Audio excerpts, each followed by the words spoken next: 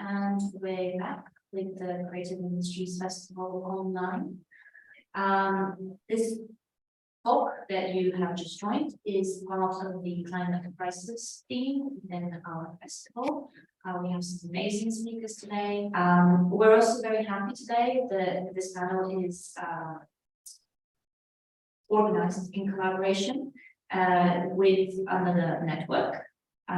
It's the Sustainable and Resilient Futures here at Oxford Brookes, and it will be chaired by the network lead, Helen Gordon. So over to you, Helen. Hello, good afternoon, everybody, and thanks for my esteemed members of the panel. Thank you very much for spending your time with us this afternoon. I'm one of the co-leaders of the Sustainable and Resilience Sustainable and Resilient Futures Research Network at Oxford Brookes University. I don't need an introduction, I don't think. I'll just be making sure that everybody keeps to time and your questions are answered. So I would like to invite our audience to listen. Our speaker, Iva Stanisheva. I did practice this, Iva. It's all right, I'll help. Stanisheva, Iva Stanisheva. Stanisheva, yes. This afternoon, and I'm very pleased to say that we've got two Brookes alumni in our panel, Iva and Oliver, who both did degrees at Oxford Brookes University. So that's a great pleasure to welcome them back to Brookes in this capacity. The format of the event is that Iva is going to talk for about 20 minutes about designing about circularity within the built environment sector. And then I'm going to let Helen, Phil and Oliver to introduce themselves before we start the panel discussion. So what I'm going to say about Iva is that she's an architect who's very, very interested in circularity within the built environment sector, and she does a lot of work both in academia and in practice, both in the UK and Bulgaria. So I'm going to stop my introduction at that, Iva, pass it over to you, and we'll listen to you for the next 20 minutes. Thank you very much. Thank you for the introduction. So what I'm going to be doing today is trying to set up the topic of today's conversation regarding circularity in construction industry. Hopefully that's going to trigger a number of following debates and discussions on the panel. And because I'm fully aware of the short amount of time, I'm going to quickly start with a few steps backwards of why we're talking about this. So circularity in the built environment. I'm teaching at Coventry University and I guest lecture in a couple of other places as well. And for me, one of the most important points is to have, for all of us to have a common point of interest and concern. And, you know, what better to start than planet Earth, where we all call home. And currently, we're experiencing some difficulties. We're all aware about the climate crisis. We already have around 1.1 degree temperature increase in 2023, and this is an image back in 2020. And I think putting personal stories to climate crisis and the effects we're going to all be experiencing pretty soon is really important for us to understand what is happening. And in this case, this is a 16-year-old kid in Australia fleeing away with his mother on a airboat. So we have a very clear deadline to have 1.5 degrees by 2050. And if we do some calculations backwards, we do realize that the time is ticking pretty quickly, and we should be acting now in order to mitigate some of those climate changes. And I'm not going to go through some of the details of those graphs because I hope you've all been seeing them for a while now.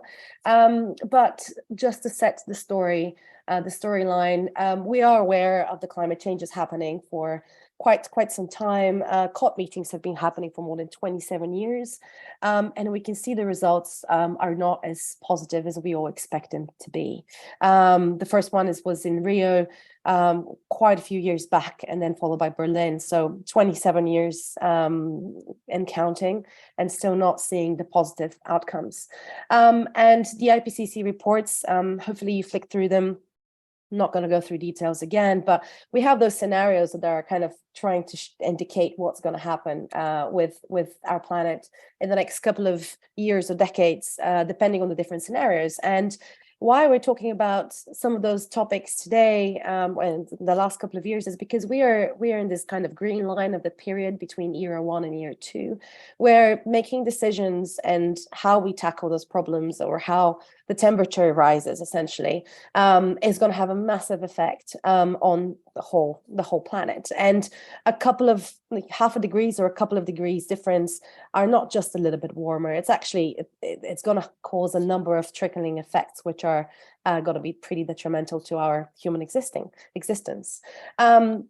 And this is a diagram that was shared a couple of months ago in a presentation that I really enjoyed, and it's really trying to explain what the global warming means and trying translate it into evidences or things that we can envision, because I think one of the biggest problems is we don't actually see the global warming happening.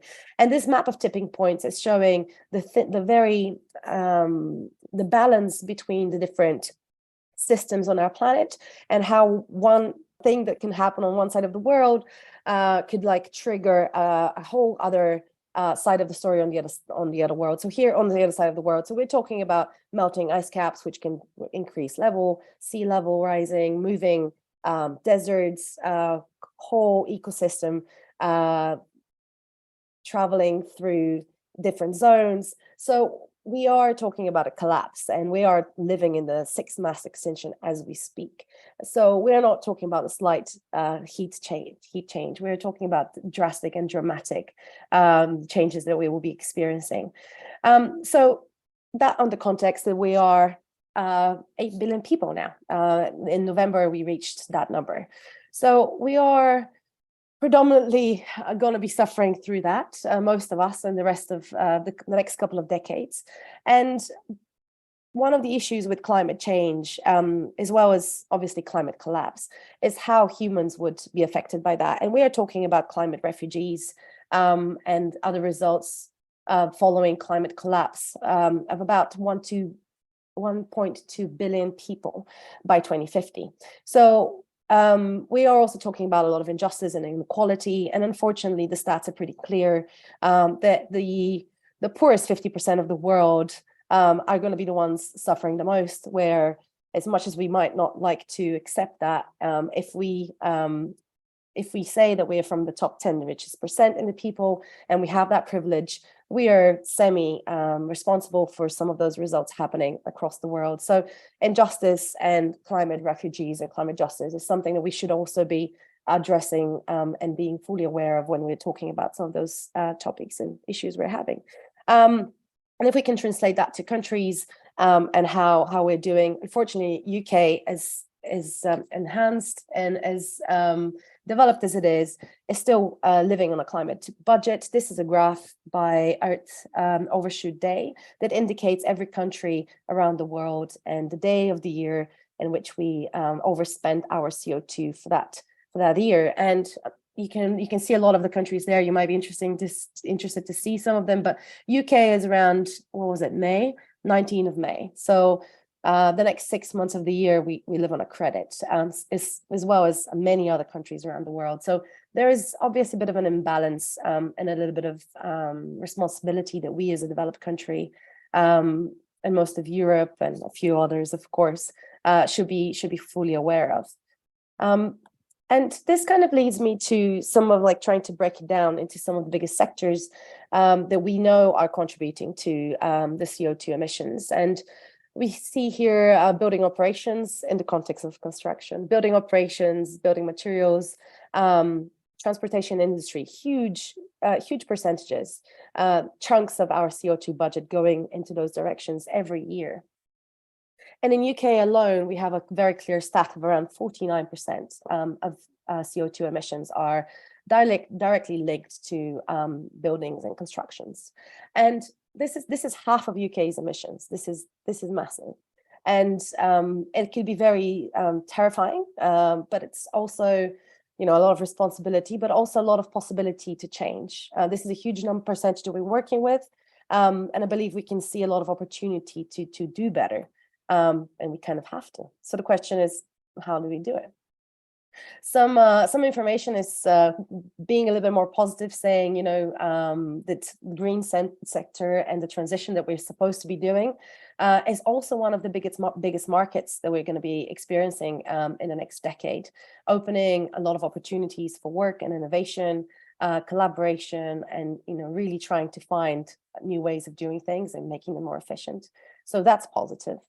But we for certain can't be doing things the way we're doing them. I think we've come to the conclusion across the industry that we can't afford to keep going building the way we are and deconstructing or demolishing building fabrics the way we do. And I'm not an economist, but I can't really talk about circular economy without touching base on that. So the economics at the moment are based on GDP, and GDP as a term has been created in the 18th century. So it's a way of we measure success and progress.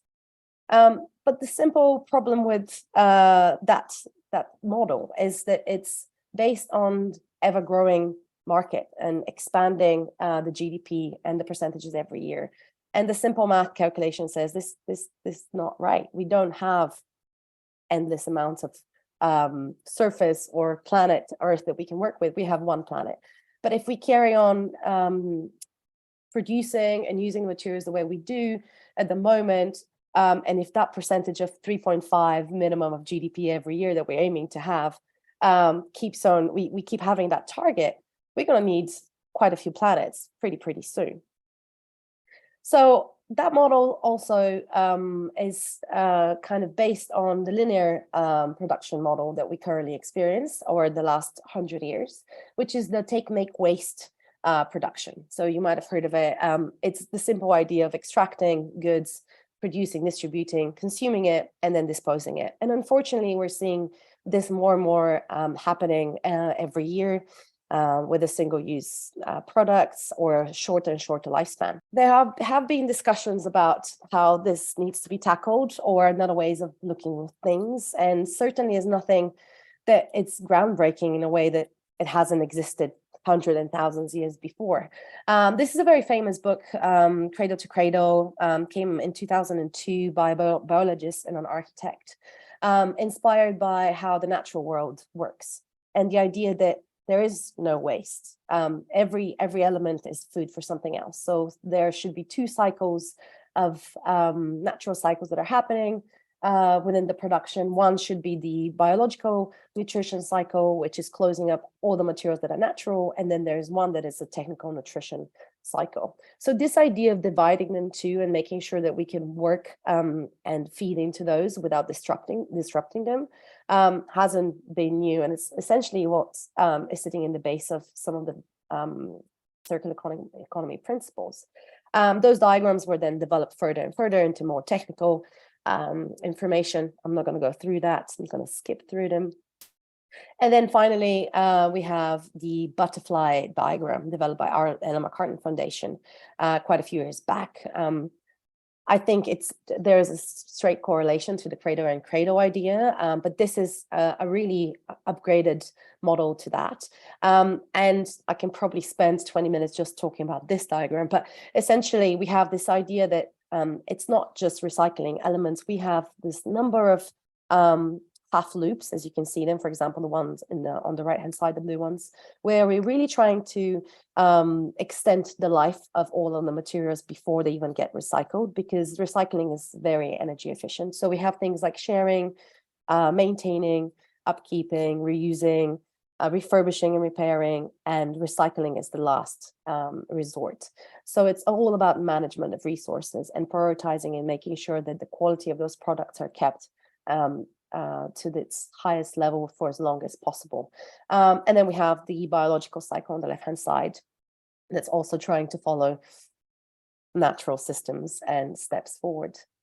But in a very simple way of explaining what circular economy is, that's my favorite diagram. If we have the linear economy on the left-hand side that we're all fully aware of, and then we have the recycling saying we're trying to do things better.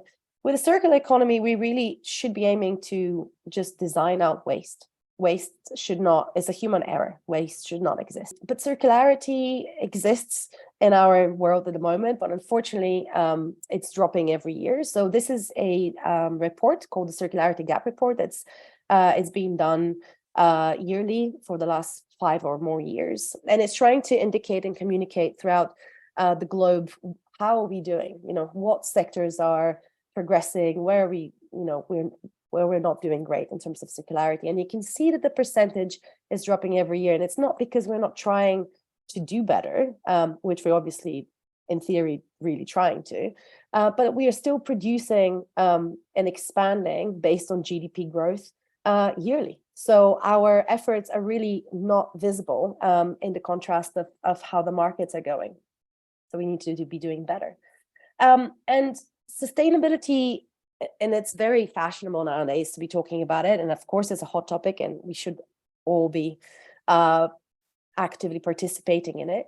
But sustainability is kind of meeting at the half ground, right? So if you look at that diagram, on the left-hand side, the conventional is what we're doing without really, what the traditional, well, not traditional, well, the conventional, for example, construction has been doing for the last 40 years or so, and greener is a little bit better. Sustainable is the goal. But in reality, sustainable is being neutral. It's trying to break even. If we really want to be tackling the issues that we're having and tackling the scale of the problem we're having, we should be really talking about restorative and regenerative design. And this is not just in construction, this is in general. So we need to be we need to be helping our environment to recover and to repair faster that we're damaging it, not just leaving it neutral. So in that context, if we relook that diagram for the circular economy, then we see that in theory, we should be focusing towards regenerative living. And I can't not mention the Donut Economics by Kate Raworth. You've probably heard her or the book, and the idea that we should all be focusing on our ecological ceiling and social foundation, and we should really be aiming to live somewhere in the middle. And the donut economy is it's kind of divided in a number of different elements that are safeguarding our kind of human rights and standard of living, but also that ecological ceiling, in which if we exceed that, it means we are overusing or overshooting that. And in the context of that, UK not doing great. Our CO2 emissions and our material footprint is pretty higher up than we're supposed to be doing. That's kind of important in the context of our cities. And how is that in terms of construction industry relatable to us, and why are cities so important? I think it's we have to tackle or find ways to tackle the problem as efficiently as possible. And cities are no brainer. They're going to be holding 70% of our population by 2030. As we're expecting to keep growing. Cities are also producing 85% of the GDP, 60 to 80% of the global emissions, greenhouse, 50% of the world's waste, et cetera, et cetera. Cities are massive. They're a hub of concentration of energy, materials, resources, and everything. But they also have a lot of potential to find solutions and to be as they adapt quicker. There's a lot of knowledge. There's a lot of data, talent, capability, utility. So cities are important key of the puzzle to find solutions as quickly as possible. And a number of reports and researches have been done on this for the last decade. And we can see now finally those being translated into some city plans and reports and strategies, which is great. It's not just a theory, it's actually happening. And Amsterdam is really leading the way forward. They've committed to the donut model, and they're trying to apply it and integrate it into their Amsterdam city plan. But what does that mean for the construction industry directly, for us as architects and designers? Most of you probably are fully aware of this bubble and diagram of the R-based stages, and we all work on this on a daily basis. But in reality, as circular as this shown, we have finally discovered that maybe it's not fully sufficient. So I'm part of ACAN, which is Architects Climate Action Network. And a couple of years ago, we did a whole campaign which was focusing on actually making this process a little bit more circular. So in identifying the gaps and seeing the disconnect between stage 0 and stage 7. So the introduction of stage 8 was done with the concept of introducing deconstruction and audits, evaluation audits, and other elements at stage 8 to really allow for the construction industry to close that loop. And of course, that also meant that throughout each of the stages, there are additional things that need to be done as part of the process. I'm not going to go through that. That was a series of 8 events on YouTube with guest lecturers from around the world, experts, well, more famous than me. So feel free, if you're interested, to dive in. It goes stage by stage on specific topics. If we are talking about circular economy and models, some of the basic elements of circular economy are sharing, maintaining, reuse, refurbish, and recycle. And some of them are things we're already integrating in our lifestyle or becoming more and more popular, which is great. Or things that have been there for a while, like receiving milk in a glass bottle in front of your house. That's kind of sharing resources, but public transport is also sharing resources and bikes. But we also have things like repairing and extending the life of things, or hiring furniture instead of buying everything from scratch. This is very popular for interior design and for offices nowadays, as well as equipment, printers, and others. So we're already doing some of those things, even if we haven't paid attention, that they might fall under the circular economy kind of framework. But what else could we be doing? So one of the main things that circular economy is changing in the concept of how we produce stuff and how we maintain them is the idea that we might not need to own everything, right? So, and this is great because it puts the manufacturer in charge of maintaining, repairing, even, you know, being able to repair elements, and then being the owner of what's left out of it, which means easier upcycle afterwards and integration. And this is an example of this being done in the construction industry. Philips, the last couple of years, launched I should probably call it a service, where you don't actually buy the lighting from them, you buy the light. The lighting fixtures are owned by them, they maintain them, they repair them, and once the building gets, you know, reused or demolished or something happens to it, they can come down, collect their lighting fixtures and use them somewhere, or do with them, or recycle them, or do with them whatever they want. So this is being done now with some products, which is really, really good to see. But if we have to be even more efficient than just the business models, the first thing you do on a project probably would be to question if it needs to be built at all. The most efficient project is the one that hasn't been built. So one of the most common discussions within colleagues is, do we really need to do this? Because it's going to be very expensive and it's a lot of money, and arguably you can probably fit all of that brief into that existing building next door. So it's important that we ask those questions internally as creatives and within the industry. And there are some excellent examples out there, especially in the UK. A lot of paperwork is being done on this, of extending the life of buildings and refurbishing and repurposing existing structures. Examples are endless, but this is a huge project by Arab that it's talking about extending of life, 1 Trenton Square, which had a huge repair on the facade, but essentially everything else was kept, which is impressive. It's one of the biggest projects in terms of circular, recycling of glass facades. So really good example if you want to get some more technical details.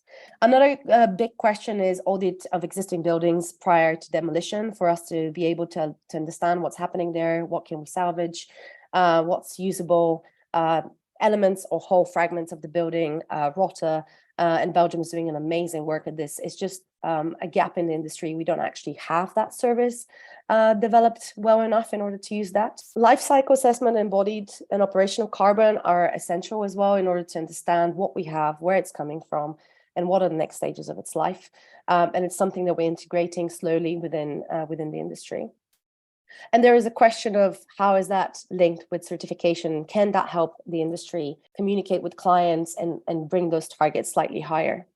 Another one is designing for adaptability, which is future-proofing, space planning, and it really talks about modularity and taking things apart. We see this being integrated in more and more projects, especially large-scale ones, where it's not only well, it's faster for construction on site, detailing, but also taking things apart if we are aware of how they're being built.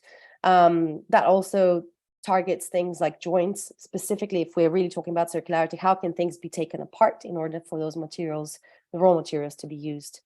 So joints without glues, other fixtures as well.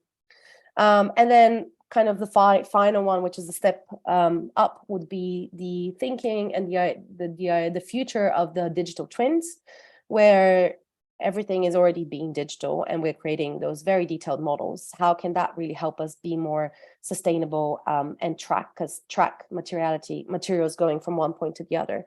And if we linked the digital twin information that we're having on projects with the history of the materials or material passports that are currently being developed, then in the future we can really look at cities which are material banks, and then we know what materials that will be available locally pretty soon if another building is being demolished or repurposed in a way. So digital twins and material passports are hopefully the step ahead. And I'm wrapping up on this, kind of thanking you all for the time. I hope there's some questions, and kind of reminding us that it's a pretty big fish that we're trying to tackle, and hopefully together, creatively and multidisciplinary, we can find solutions together. Thank you very much, Iva, for this whistle-stop tour of what we could do in the construction sector or within the built environment in general. Now, I'm going to invite our panelists to introduce themselves, starting with Helen, and then moving on to Phil, and then to Oliver, and then we'll start the panel discussion. Hi, I'm Helen Gordon. I'm one of the co-founders of Kite Creative, and we're a design and also a studio with also a workshop attached. We very much believe in the circular economy and pivoted during COVID to offer the holistic way of working so that we can really properly design out waste when we're reimagining our spaces for the future well-being of people and planet. And we're concentrating on more the interior side now completely, but absolutely, this is a great talk. Very much know a lot about the circular economy and a big advocate for it. So thank you for letting me be here today. Hi, good afternoon, everyone. I'm Phil Kelly. I'm a partner at Ridge & Partners. We're a multidisciplinary property consultancy service in the UK. My role as a partner of sustainability, I focus on net zero and circularity. I suppose one of the key things for me, one of my publications with the World Business Council for Sustainable Development a year or two ago was how to approach generating a business model that can benefit from the environmental, the economic and the social benefits of circular economy. Thanks. I'm Oliver Bannister, so I'm a partner from Ridge & Partners. I'm a project manager and have been a project manager for about 20 years or so. And we're a multidiscipline practice based in the UK, but we do projects all over the world. And our clients include governments, PLCs, private companies, and ranging from quite small projects all the way up to quite large things, largest at the moment is about £4 billion. So sort of big range of projects, and here to help. So yeah, thank you, Ezra. Thank you, Oliver. So I'm going to go to Helen first, whilst maybe the audience is gathering their thoughts in order to share their questions with us. Eva emphasized the importance of design to basically design out waste. I just want to hear from you, Helen, in your practice. How do you achieve this, and what you think are the key barriers to achieving waste elimination, I will say, at the best? Yeah, I mean, it's really considering design from the first off, really. Perhaps sometimes design can come a bit later or too fragmented, and this is why we set up our workshop to be part of the whole design process, because we can think about the materials, what size the sheets are that we're using. For example, we're trying to build a lot of sustainable kitchens at the moment with glueless construction, and so you can actually sort of design for minimal waste within that sheet material to start with. Just various sort of things like that, really. Also, perhaps when you're auditing a building to start with, thinking again about what you can reuse and try and design out any waste, you know, so that you're reusing things within that building too. So it's thinking about material, it's thinking about the construction, it's thinking about the sort of bringing in design almost at the start, rather than say in perhaps a build project. We do a lot of residential projects as well, where perhaps the customer might want a kitchen, for example, but they'll think about it later and perhaps not at the start. You know, because we're sort of saying to some builders, well, hey, that old kitchen that perhaps you don't want, we can take that wood and reuse it in our projects as well. It's sort of thinking about, you know, things a bit differently. Thank you. Oliver or Phil, I wonder whether you have any examples of this sort of approach in any of the projects that you have been involved in. Oh, yeah. Yeah, we've got lots. Yeah. Yeah, I think obviously I'm the project manager, not the designer, but yeah, we this is a conversation, and actually, you know, over the last probably the last 5 years or so has become much higher up on the agenda. Not only are clients interested in it, but designers are clearly coming on board with the circular economy and actually raising these points at, you know, relevant points throughout the construction phase. Everything from reusing buildings, trying to knock them down, and we got some great examples in Oxford and further afield where we, you know, where we're effectively choosing to reuse buildings rather than demolish and start again.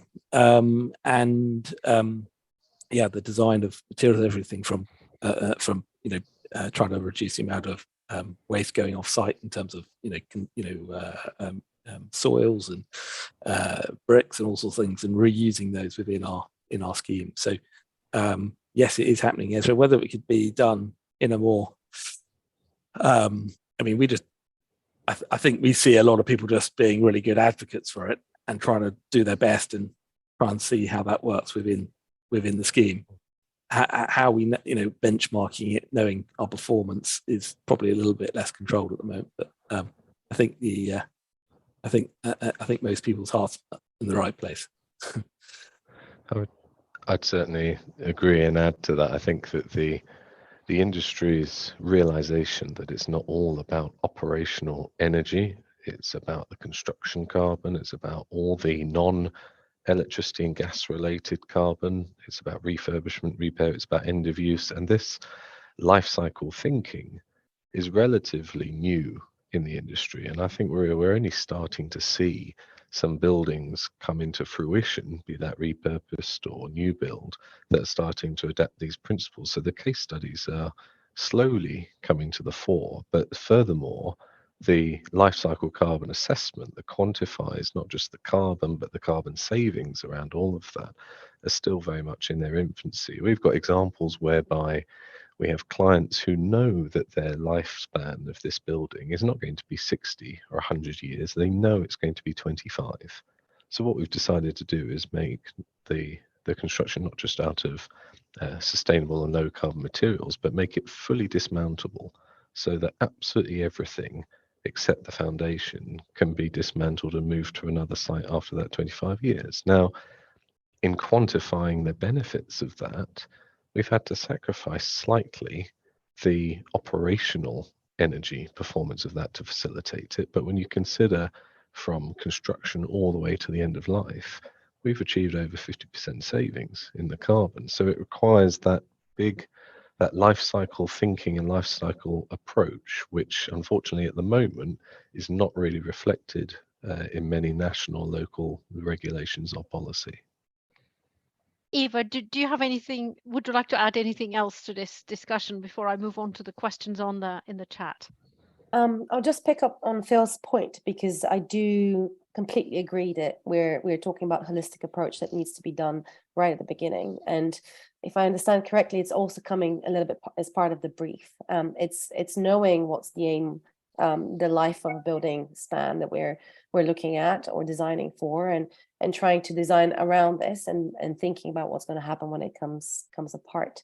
And it's great to hear that those conversations are bubbling to the surface slowly.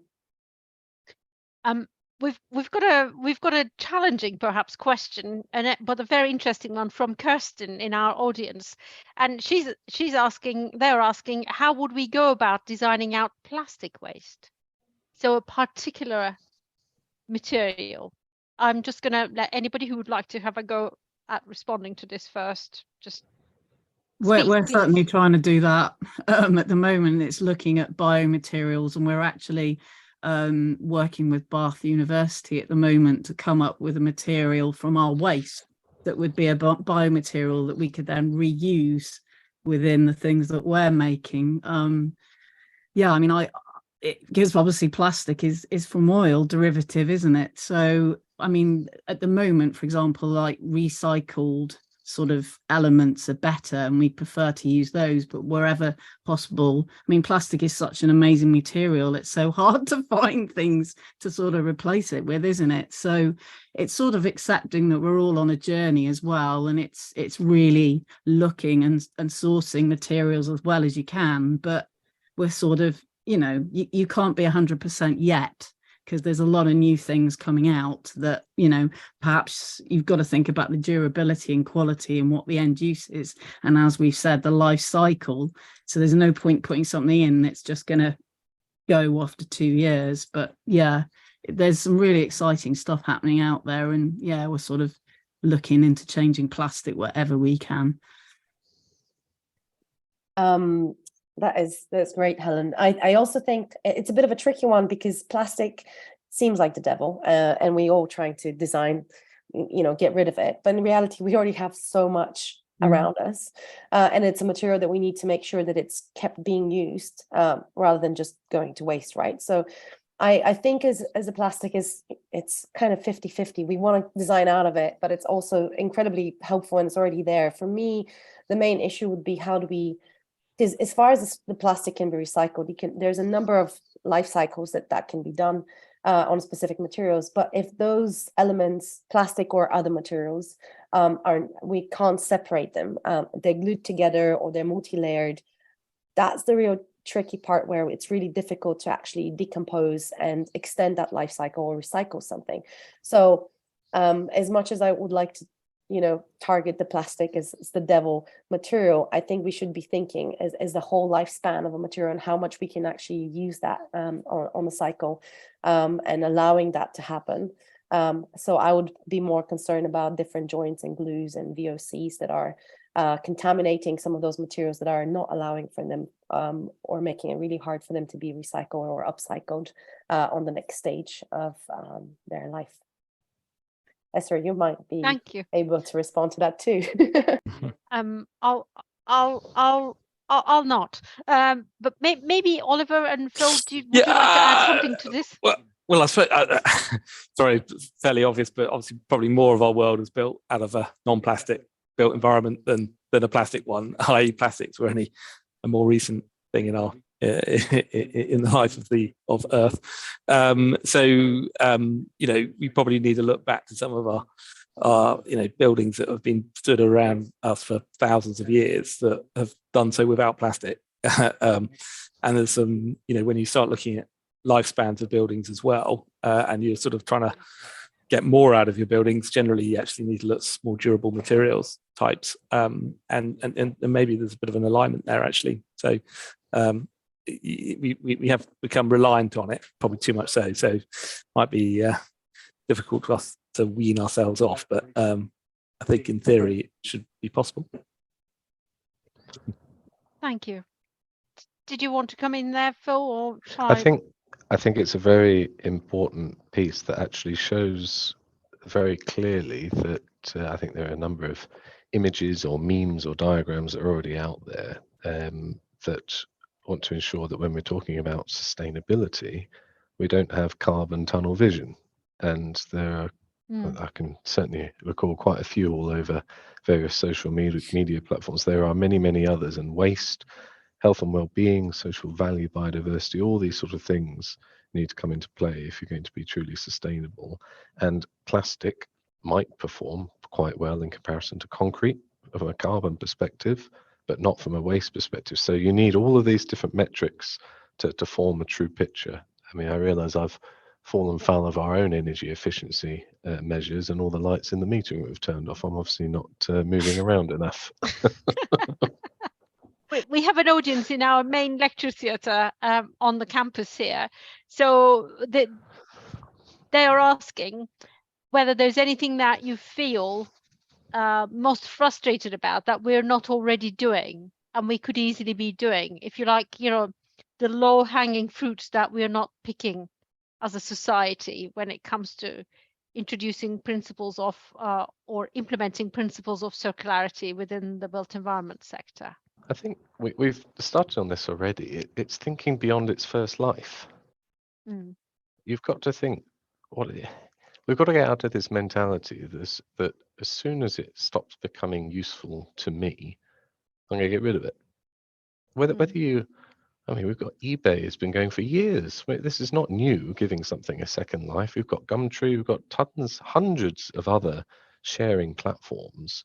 There's one called Nextdoor. I've just moved house, and there's a local Nextdoor where you can share items that you don't want to buy for yourself. So we share lawnmowers and share garden materials, so you don't have to buy lots of them. This is not new, and I think whenever I get the opportunity to talk about circular economy, whilst it's an umbrella term that sounds very new and something that's going to help us get to restorative and regenerative design practices, it actually consists of a lot of things that are not new to the industry. It's just the way in which we approach them and bring them all together.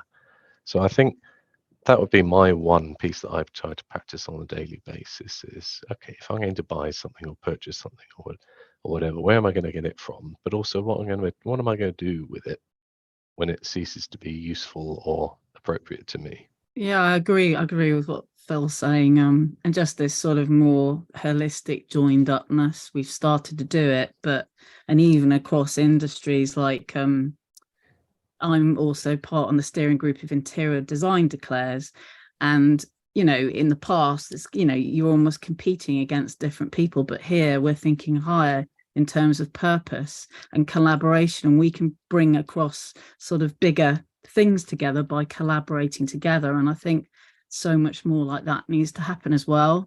For example, there's a fire rating we're helping to sort of campaign against changing the fire ratings for upholstery at the moment. And you know, I just think that there can be much more we can do that way as well. I also jump in and I would add an obvious one, which is using local and natural materials as much as possible. And as Oliver touched on that, there is a lot to learn from, and we're surrounded by it. So don't know, I mean, I do know why we moved away from it, but maybe it's taking that step a little bit backwards and trying to reapply them or find ways to use them that are suitable for our regulations at the moment.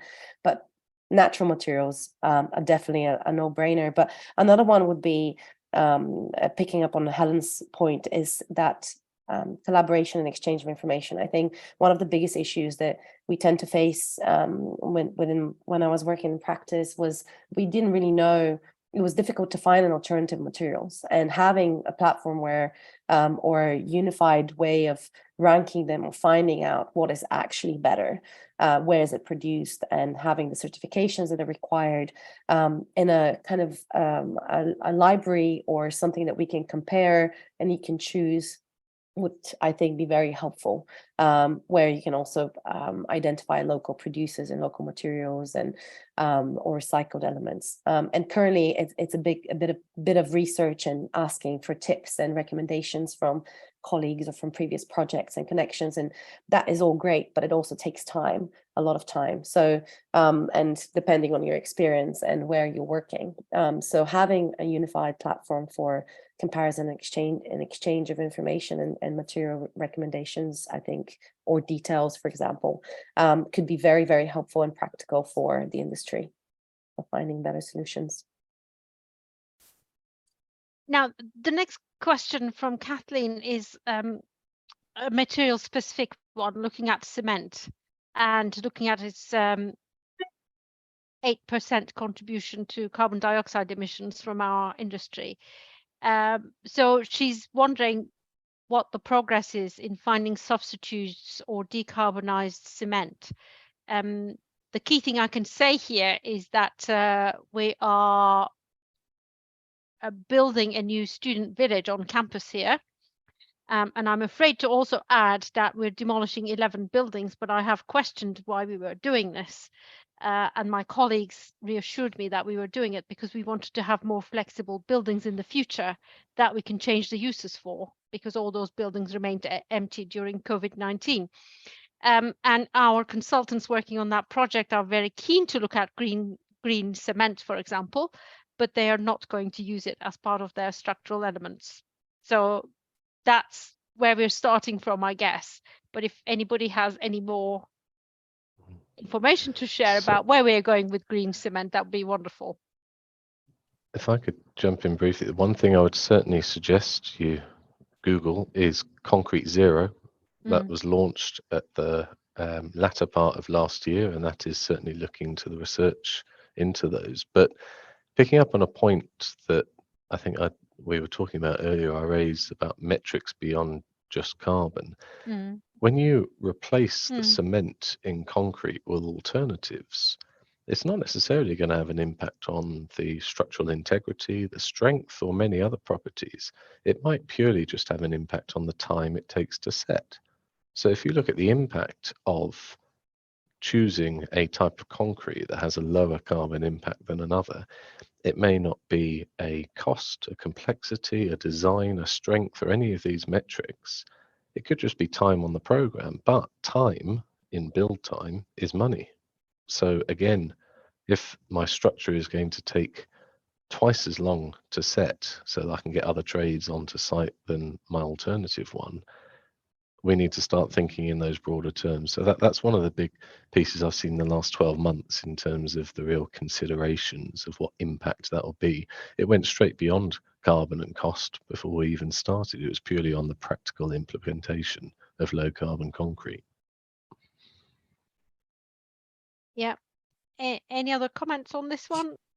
I mean, I suppose it's probably also best seen in a variety of different archetypes. You know, you probably need to dig into different sectors and different building types as to, you know, the use of cement. You know, some are certainly things like life sciences and things like that, where you require very rigid structures. You find that, you know, use of concrete cements are almost necessary, but, you know, at least looking at longer lifespans is important. But there's so many alternatives, aren't there? You know, CLT and all sorts of different forms of construction which are being used, which have got much less cement in them.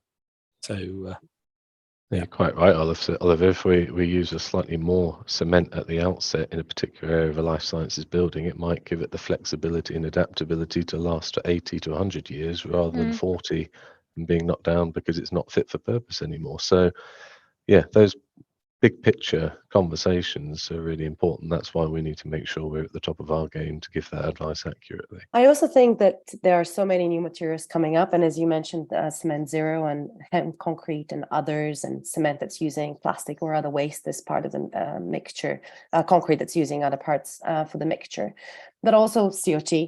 We should all be using it more if possible. Well, depending on UK regulations and limitations. But an interesting point I wanted to add is I spoke to someone that's working in life cycle analysis recently, and they said they were doing research on actually circularity within the concrete industry and how it can be broken up locally and repurposed on site. So maybe there'll be more interesting innovation coming that way.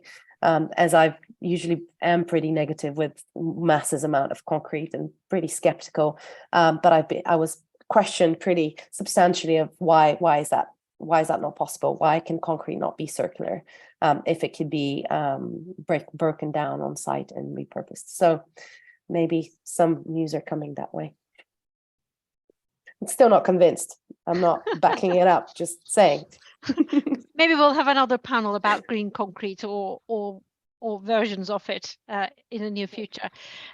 Now we're going to Southeast Asia and thinking about countries which we know are going to be affected already, you know, with all the changes that are happening. So the next question about, you know, how are we going to enable these countries to sort of adapt their infrastructure in order to protect themselves from these effects of climate change? Well, one of the whilst our panel is thinking about a response, if we can come up with one, this morning we had our research PhD students annual conference, and two of the presentations, one of them was from Ghana, and it was all about empowering the community to come up with their own solutions or to take part in decision making in terms of how their infrastructure needs to be reshaped, which I think is a really, really important one. I think we need to stop thinking about top-down solutions that are going to be available to us, or someone else is going to solve this problem. I've stopped long ago believing that regulation is going to solve this issue, but that's my personal view. The other one again was a presentation from Nepal, one of our students working on how you build better after an earthquake, and looking at the rebuilding activities since 2015, and again thinking about how do people who are going to use those buildings that are being rebuilt utilize them, and what do those new buildings mean to them. And I think there is a lot to be said for what the communities are going to do to help themselves, as well as thinking about the sort of more top-down approaches and changes to adaptation. Are there any comments or views on that one? I was just going to say that sort of comes back to the idea of regenerative design, doesn't it? Thinking locally again, and working with the skills that you have locally, the materials that you've got, adaptability, resilience, thinking about that ecosystem on a local scale, and how can we, sort of become more resilient and adaptable. I mean, it's such a tough one, isn't it? Us sitting here in the UK, it's moaning about not having any sun, and it's awful in some areas of the world. So I think adding on that, I think it's good. I'm quite buoyed by the fact that the term global warming has fast been overcome by the word climate change, because it's more than just temperature, and we are gradually getting better at looking at our materials and our building systems and our public realm and infrastructure, at looking at what is their resilience to different temperature, water ingress, humidity, all these sort of things. What is their resilience to all these different weather scenarios that we have generated? There have been CIP predictions of low, medium and high weather events for years and years. But good practice, not even best practice these days in buildings, is to do potential overheating analyses using 2030, 2050, 2080 weather scenarios to look at how your building might perform in the future. Say 2030 being a future weather file, we'll built it'll only been operating for a couple of years before we get to that future weather file. So we're gradually getting better at that. But one of the topics that's really interested me, I mean, my background, my education is around engineering.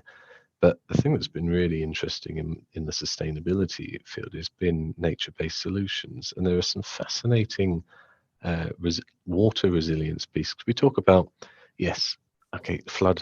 flooding issues and local communities being underwater, but also climate change refers to our 1 in 100-year storm events and cloudburst scenarios, and that happens all over the world, not just in those countries. So understanding what happens in those areas, and some of the projects I've been involved with in Copenhagen have designed public realms to actively adapt to those scenarios. You get a 1 in 100-year storm event. They've actually designed the landscape to attenuate that and make it a public realm, make it an attractive social value feature, rather than digging a massive great hole in the earth to store all that water and then pump it out at a later date. So nature-based solutions, I think, have more than perhaps the name suggests. It's a lot of very interesting climate resilience design features that they can bring to a project. It's probably worth also just seeing, given what happened in COVID, and obviously not directly comparable, but it's quite a good interest about what happens when the whole society shuts down and has to sort of operate differently. And often, a lot of these climate challenges are like you say, Phil, they're 1 in 100-year events. There's some sort of black swan events which sort of comes to real challenge us. And I think, through COVID, we realized there's the business aspect, with how it interfaces with the built environment. We've sort of learned how we can actually operate as businesses, while not relying too heavily on our built environment, but more so on things like IT infrastructure, etc., and all of that sort of stuff which was there. So I don't know. I do feel that most of our in the UK we do deal with and Copenhagen, places like that. Phil, we do developments relating to rising sea levels and water, and floodplains and things like that. But fundamentally, when these things occur, we can't always design for all eventualities. And it's good having other systems as well. It's not just the built environment. It's got to be resilient in this regard. Okay, there's some very interesting questions in the chat that you may or may not have seen. That I'm talking about our panel. I'm really sorry, but I think it's best now that we don't start another conversation in the interest of keeping to time, which we promised Maya that we would do. So what I'd like to do is to wrap up by thanking very much our panel, but I'm just going to ask them a question right at the end, so that we'll finish on that note. For sparing their time, and Eva for giving us an introduction, so that we were all singing from the same hymn sheet as much as we could, and also really questioning this idea of sustainability being the balance, and us really needing to think about regenerative design and how we are going to travel that journey into the future.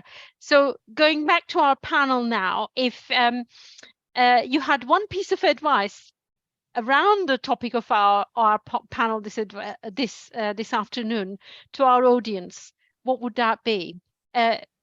Considering the fact that they may not all be professionals within the built environment sector. Should I kick it off and I'll pass it on? Yes, please. That's great, Eva. Thank you. So I would, that's a difficult one. Just one, hey. I do think that multidisciplinary collaboration is probably one of the top ones that comes up to my mind when it comes to future innovation and decisions or design, and that's something that hasn't been done yet. And I do think in the context of the last question, designing for adaptation versus mitigation, how the world is keep on changing, and it's evident this is going to happen. So we would need creativity and collaboration more than before in order to tackle and to be prepared and be able to adapt as quickly as possible, regardless if that's climate crisis or a next virus thing coming up or whatever it is, or a flood. So multidisciplinary collaboration, innovation, and I would say integration of digital tools that can really help us predict performances or life cycle spans or design adaptations. So those are my two. I'll pass on. Shall I go next? One or two? Was that Ezra? I thought you said one. All right. Cheated a little bit. You one, did. Okay. For me, it would just be question your needs. So question what you need, and try and refine that to a genuine sort of business case, and not just do what we've done before. That's mine. Thank you. Thank you. Who'd like to go next? Ladies first. I can go first. I've got an answer. No, I was just going to say it depends, I suppose, but just thinking about things from the nature point of view first.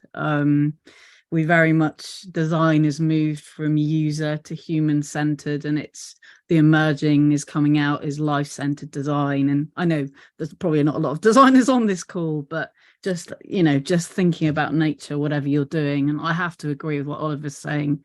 Do we actually need it, really? Thinking about legacy products, and before you just start building, just take a step back. What do we need? What are our needs as humans? And the nature around us. Thank you. Last but not least, Phil, please. So I'll give an answer and then I'll follow up with a personal story as to how it changed the way I think. Is my recommendation would just always ask why. Don't take the norm as being standard. Always ask why and want to delve in deeper, because we've said quite a few times on this panel so far, the conventional or traditional way of building is not going to get us where we need to do. We need to do something differently. So if we're all asking why is something like this? Why is it done like that? You might get to the crux of the issue, in which case you might be able to change it. And my story is when it was probably about 10, 12 years ago, designing an office, and we're talking about natural ventilation. And they said, yeah, well, what we've got to do is we've got to put 100mm restrictors on all the windows because that's the regulation. I said, why? Oh, because that's the way you've got to do it. Yeah, but why? And we traced back to why through a lot of research into BISRIA, into various CIBSE guidelines. This 100mm rule on natural ventilation came from the 1970s, and it came from the healthcare industry, whereby they had to restrict windows on first floor hospitals to 100mm because that would prevent babies from being able to fall out of first floor windows in healthcare facilities. And we've gone 30 years taking that as a rule of thumb and limiting natural ventilation in office buildings. Absolutely bonkers. So always ask why, challenge the norm, and you might find something that you can change that will have a massive impact. Thank you. On that note, that's been, I think this is a great sort of point to end our conversation. I would like to thank you all again, Helen, Eva, Oliver, and Phil, for sparing your time for this discussion. And I'd like to thank our audience, which came from far further afield than I had anticipated. There are some unanswered questions in the chat. I'll have a chat with Maya about how we handled that. We may want to put that back to our panel if that's all right with you. But it's been a fascinating conversation, which I'm sure we would like to continue at Oxford Brookes. Thank you very much for your time.